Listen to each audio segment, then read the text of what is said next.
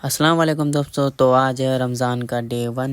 तो सुबह सुबह उठ के मैंने देखा कि ये दोनों भी उठ गए थे। इन दोनों को थोड़ा सा खिलाया, फिर उसके बाद मैं आ गया नीचे। मैंने किया सबसे पहले ब्रश करने के बाद मैंने की सहरी में खाया मैंने ब्रेड और दूध पीने के बाद हो गई हमारी सहरी डन। तो मैं निकल गया टोपी पहन के फ़जर की नमाज़ के लिए मैं बाहर खड़ा ही था। अभी ये भी आ गया तो हम एक दोस्त का और वेट करने लग गए। तो भाई वो आया, उसके आने के बाद हम चले गए मस्जिद में नमाज़ में थोड़ा टाइम था तो हम थोड़ी देर बैठ के हम तस्बीह वगैरह पढ़ रहे थे।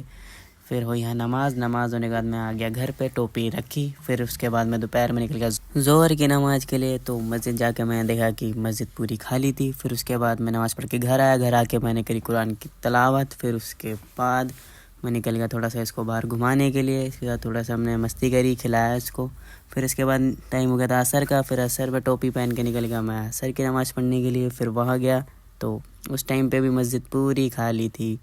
फिर वहाँ से आने के बाद मैं गया फिर दूध लेने के बाद हो गया था इफ़्तार का टाइम। तो मैंने की दुआ करने के बाद मैंने की इफ़्तारी करने के बाद फिर मैंने पढ़ी मगरिब की नमाज़ पढ़ने के बाद जो सुकून मिला भाई एक नंबर। फिर उसके बाद फिर मैंने पी थोड़ी चाय पीने के बाद हो गया था ईशा का टाइम। फिर मैं टोपी पहन के निकल गया ईशा की नमाज़ के लिए। ईशा की नमाज़ पढ़ी, उसके बाद पढ़ी हमने तरावी पढ़ने के बाद मिला असली सुकून।